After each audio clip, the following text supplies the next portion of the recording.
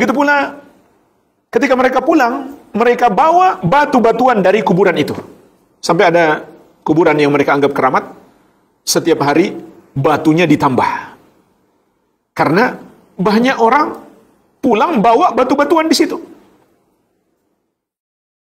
Dan setiap mereka ambil batu itu ada tarifnya, ada harganya. Jadi ini bisnis para penyesat umat. Dan sebagian mereka mengaku keturunan Nabi sallallahu alaihi wasallam. Maka hadis-hadis yang kita sebutkan tadi mengajarkan kepada kita keturunan Nabi sallallahu alaihi wasallam yang sebenarnya. Cicit beliau melarang perbuatan tersebut, melarang menjadikan kuburan sebagai tempat ibadah karena itu syirik. Dan masih banyak lagi bentuk-bentuk kesyirikan yang mereka lakukan.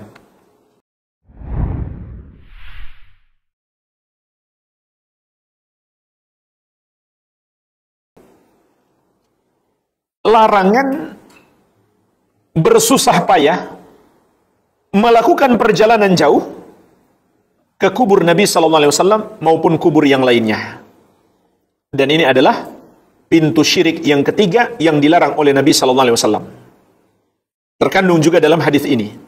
Dari mana bisa kita petik?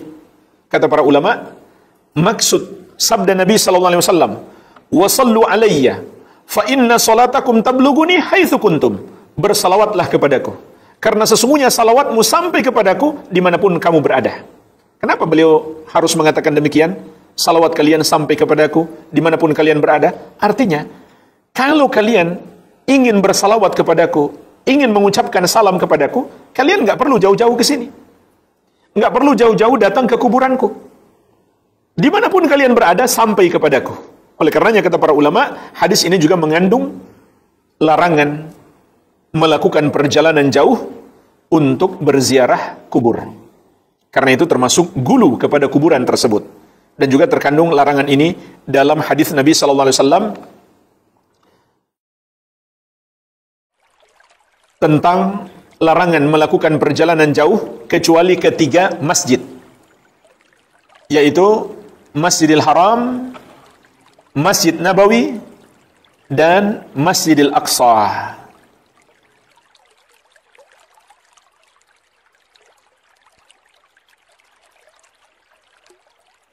Kenapa jemaah sekalian? Karena ini termasuk gulu terhadap kuburan.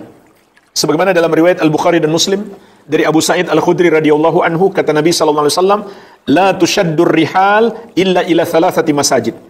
Tidak boleh melakukan perjalanan jauh. Maksudnya karena kemuliaan tempat tersebut atau karena ibadah secara khusus di tempat itu. Illa ila 3 masajid, kecuali ke 3 masjid, Al-Masjidil Haram, wa Masjidi Hada, wa Masjidil Aqsa, yaitu Masjidil Haram, masjidku ini, dan Masjidil Aqsa. Jadi ini juga terkandung dalam hadis yang kita bahas. Kita masuk dalil yang ketiga, dalil yang terakhir dalam bab ini. Wa an Ali bin Al-Husain, dari tabi'in yang mulia Ali bin Al-Husain. Beliau adalah Ali bin Al-Husain bin Ali bin Abi Thalib radhiyallahu taala anhum ajma'in, yang bergelar Zainul Abidin, perhiasan para ahli ibadah. Wafat tahun 93 Hijriah. Ada sebuah kisah menarik tentang beliau. Penduduk kota Madinah yang kekurangan, yang miskin, selalu menerima santunan datang di malam hari tanpa diketahui siapa yang membawa. Maka tatkala beliau wafat, orang yang memandikannya melihat di punggung beliau atau di bahu beliau ada bekas seperti orang yang suka memikul barang. Dan sejak beliau wafat, terhentilah bantuan rutin yang diterima oleh penduduk kota Madinah yang datang di malam hari tanpa mereka tahu siapa yang membawanya. Maka mereka pun tahu ternyata yang suka membantu mereka selama ini adalah beliau, Ali bin Al-Husain. Apa hubungan beliau dengan Nabi sallallahu alaihi wasallam? Hah? Cicit. Beliau adalah anak dari cucu Nabi sallallahu alaihi wasallam, Al-Husain bin Ali. Putranya Fatimah. Cucunya Fatimah, Ali bin Al-Husain. Inilah yang benar-benar keturunan Nabi Muhammad sallallahu alaihi wasallam. Beliau juga seorang penuntut ilmu. Tidak malu.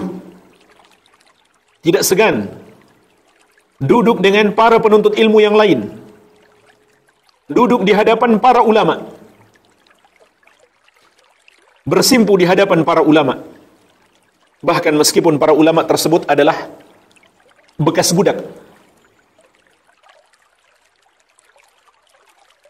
Beliau duduk belajar bersama para penuntut ilmu yang lain. Padahal beliau berasal dari nasab yang paling mulia. Mari kita lihat apa teladan beliau yang terkandung dalam hadis ini. Annahu ra'a rajulan yaji'u ila furjatin kanat 'inda qabrin Nabi sallallahu alaihi wasallam. Bahwasanya beliau melihat seseorang mendatangi sebuah celah yang ada di dekat kubur Nabi sallallahu alaihi wasallam.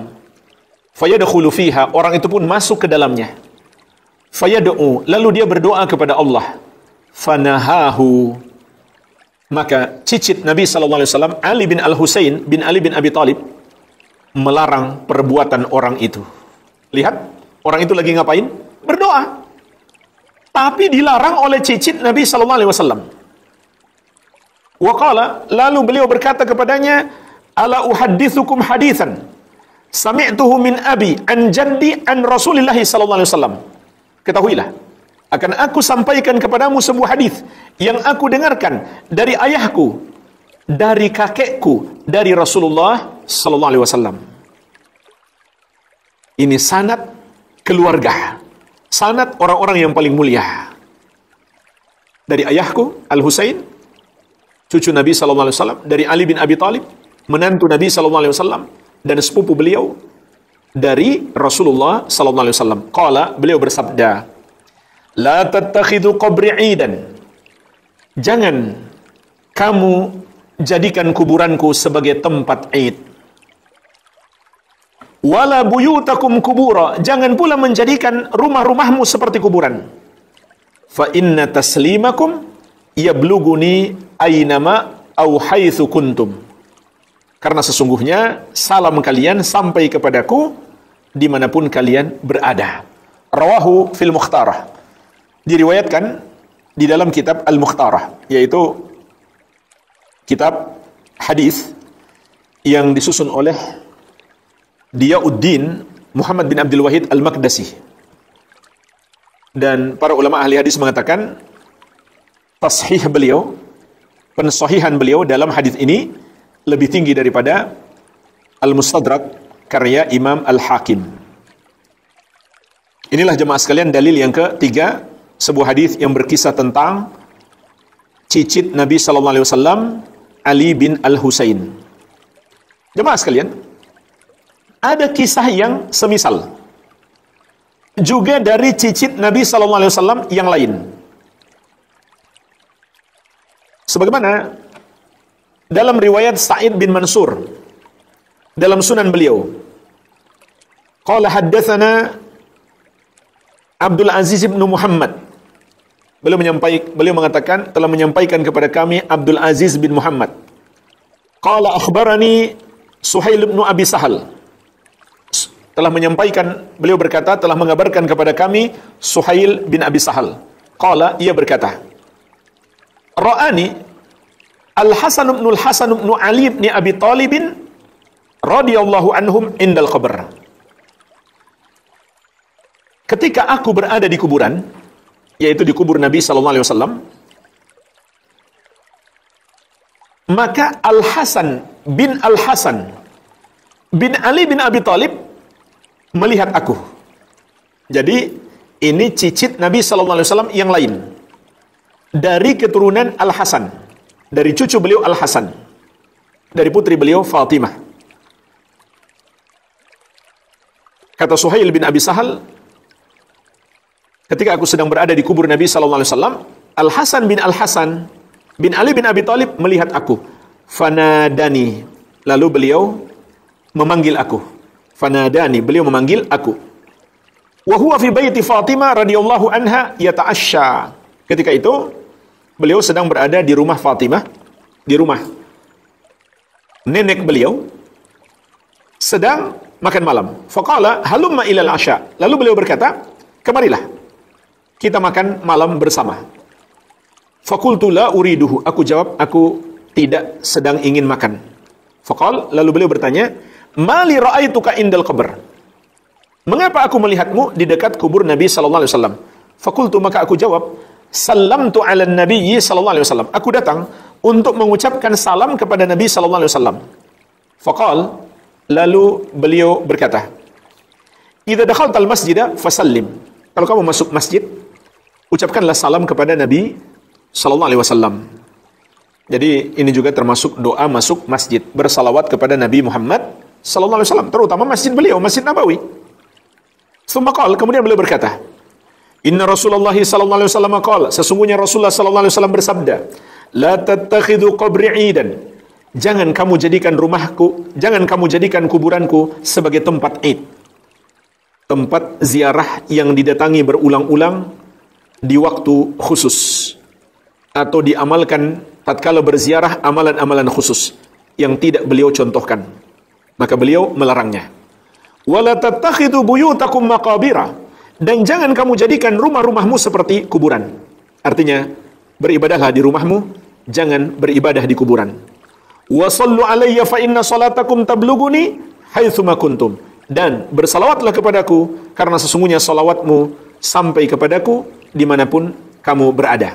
Jemaah sekalian, sampai di sini lafaz hadisnya sama dengan hadis yang disebutkan oleh sepupu beliau, yaitu siapa tadi namanya? Ali bin Al-Husain. Namun di sini ada lanjutannya. La'anallahu al-yahuda wan nasara ittakhadhu kubura anbiya'ihim masajida. Allah melaknat Yahudi dan Nasrani yang menjadikan kuburan para nabi mereka sebagai tempat ibadah. Ini yang dikhawatirkan cicit Nabi sallallahu alaihi wasallam. Orang-orang datang ke kubur Nabi sallallahu alaihi wasallam lalu menjadikannya sebagai tempat ibadah. Lalu beliau berkata, ini ucapan yang sangat bagus, yaitu ucapan Al-Hasan bin Ali bin Abi Thalib, cicit Nabi sallallahu alaihi wasallam. Ma antum waman bil Andalus illa sawa. Tidaklah kalian, yaitu yang ada di kota Madinah, dan umat Islam yang ada di Andalus kecuali sama. Maksudnya apa? Samanya di mana? Ada yang tahu? Apa maksud beliau sama? Samanya, sama-sama apa? Ahsanta, barakallahu fiik. Sama-sama salawatnya sampai kepada Nabi Muhammad sallallahu alaihi wasallam. Jadi nggak ada bedanya. Dimanapun kita berada, salawat kita sampai kepada Nabi sallallahu alaihi wasallam. Artinya, kita nggak harus melakukan perjalanan jauh. Kalau niat kita hanya sekedar salawat dan salam kepada Nabi sallallahu alaihi wasallam. Bahkan beliau pernah bersabda, inna lillahi malaikatan sayyahina fil ard yuballighuni an ummati salam. Sesungguhnya Allah memiliki para malaikat yang tugasnya berkeliling di muka bumi untuk menyampaikan kepadaku salam dan salawat dari umatku. Jadi kata Al-Hasan bin Ali bin Abi Thalib, cicit Nabi sallallahu alaihi wasallam, sama saja kalian berada di kota Madinah maupun yang ada di Andalus, salawatnya sampai. Dan ini juga memberi pelajaran kepada kita ya, umat Islam di masa itu, di masa tabi'in, sudah sampai ke Andalus. Itu negeri terjauh di masa itu, terjauh di arah barat, dan itu adalah Spanyol hari ini. Sebuah kenangan manis umat Islam pernah berkuasa kurang lebih 1000 tahun di Eropa, di jantung Eropa. Dan negara-negara besar hari ini itu umurnya masih muda-muda semua. Amerika saja belum sampai 500 tahun. Tapi umat Islam berkuasa di Eropa kurang lebih 1000 tahun. Ini juga ada pelajaran bagi kita. Kenapa hilang kekuasaan umat Islam di Eropa? Padahal itu sudah sejak masa tabi'in. Karena umat Islam terlena dengan dunia. Karena kemajuan dunia mereka ketika itu luar biasa. Kemudian jauh dari agama. Kemudian bersikap loyal kepada orang kafir. Dan memusuhi saudaranya sendiri sesama muslim. Maka runtuhlah kekuasaan Islam di Eropa yang sudah bertahan sekitar 1000 tahun lamanya. Mungkin kalau sudah ada Indonesia di masa tabi'in, kata Al-Hasan, bukan Andalus tapi Indonesia. Karena Indonesia lebih jauh dari Madinah dibanding Andalus. Ke Eropa dari Madinah kurang lebih sekitar 4-5 jam dengan pesawat. Ke Indonesia sampai 9 jam. Kita lebih jauh dari Madinah dibandingkan Andalus di masa itu. Karena waktu itu barangkali Islam belum sampai ke negeri kita. Walhamdulillah, ini nikmat yang sangat besar. Islam sampai ke negeri kita sehingga Allah berikan hidayah kepada kita.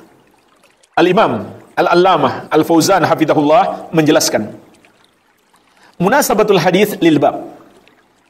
Keterkaitan hadis yang kita sebutkan dengan bab yang kita bahas, yaitu bab tentang upaya Nabi sallallahu alaihi wasallam menjaga tauhid dan menutup pintu-pintu syirik. Anna fihi an-nahya an qasdi qabrin Nabi sallallahu alaihi wasallam li ajli du'a indahu. Bahwasanya dalam hadis ini terkandung larangan untuk mendatangi kubur Nabi sallallahu alaihi wasallam dengan maksud berdoa di dekatnya. Ini terlarang. Kenapa terlarang? Karena itu termasuk gulu berlebihan yang bisa mengantarkan kepada syirik. Dan juga Nabi sallallahu alaihi wasallam tidak pernah mengajari kita cara berdoa seperti itu. Itu adalah cara berdoa yang bid'ah, yang menambah-nambah di dalam agama. Tidak ada dalil kalau kita berdoa di dekat kubur Nabi sallallahu alaihi wasallam, doa kita lebih mustajab. Tidak ada. Yang ada malah sebaliknya. Dalil-dalil yang melarang kita menjadikan kuburan sebagai tempat ibadah. Lalu kata beliau, "Faghairuhu minal kubur min babi aula." Maka kuburan selain kuburnya Nabi sallallahu alaihi wasallam lebih pantas untuk dilarang. Tidak ada dalil yang menunjukkan meskipun itu kuburan para wali, lalu kita berdoa di situ, doa kita lebih mustajab. Justru sebaliknya, kita dilarang melakukan itu. Kecuali kita datang untuk mendoakan penghuni kubur itu. Bukan kita jadikan tempat kita minta hajat-hajat kita kepada Allah, karena kita anggap itu lebih mustajab. Malah itu dilarang dalam syariat, li'anna dzalika nau'un min ittikhadhihi 'idan. Karena menjadikan kuburan sebagai tempat ibadah ataupun tempat berdoa termasuk menjadikan kuburan itu sebagai tempat 'id. Wa huwa wasilatun ila syirki, dan itu adalah pintu kepada kesyirikan. Sehingga dilarang keras oleh Rasulullah sallallahu alaihi wa ala alihi wasallam. Tapi apa yang terjadi jamaah sekalian? Sebagian umat beliau tidak mengindahkan larangan beliau, maka terjadilah apa yang beliau khawatirkan. Terjadi perbuatan syirik. Tadi sudah kita berikan contoh seperti orang yang sholat di kuburan, niatnya untuk mengagungkan penghuni kubur itu, maka itu syirik. Karena berarti sama saja dia menyembah penghuni kubur itu. Karena hakikat ibadah adalah cinta dan pengagungan. Begitu pula tidak sedikit orang yang kemudian berdoa kepada penghuni kubur itu, bukan lagi kepada Allah. Sama saja dia berdoa agar doanya diteruskan kepada Allah, atau dia memang meyakini penghuni kubur itulah yang mengabulkan doanya. Begitu pula orang yang mencari berkah dengan cara mengusap-ngusap kuburan itu. Sebagaimana telah kita bahas, ini termasuk syirik di bab yang ke-9. Begitu pula ketika mereka pulang, mereka bawa batu-batuan dari kuburan itu. Sampai ada kuburan yang mereka anggap keramat, setiap hari batunya ditambah. Karena banyak orang pulang bawa batu-batuan di situ. Dan setiap mereka ambil batu itu ada tarifnya, ada harganya. Jadi ini bisnis para penyesat umat. Dan sebagian mereka mengaku keturunan Nabi sallallahu alaihi wasallam. Maka hadis-hadis yang kita sebutkan tadi mengajarkan kepada kita keturunan Nabi sallallahu alaihi wasallam yang sebenarnya. Cicit beliau melarang perbuatan tersebut. melarang menjadikan kuburan sebagai tempat ibadah, karena itu syirik. Dan masih banyak lagi bentuk-bentuk kesyirikan yang mereka lakukan. Maka tatkala mereka tidak mempedulikan atau tidak mengetahui adanya larangan Nabi sallallahu alaihi wasallam menjadikan kuburan sebagai tempat ibadah, pada akhirnya yang dikhawatirkan pun terjadi, yaitu perbuatan dosa syirik. Walhamdulillah, ini yang bisa kita pelajari, semoga bermanfaat. Wabillahi.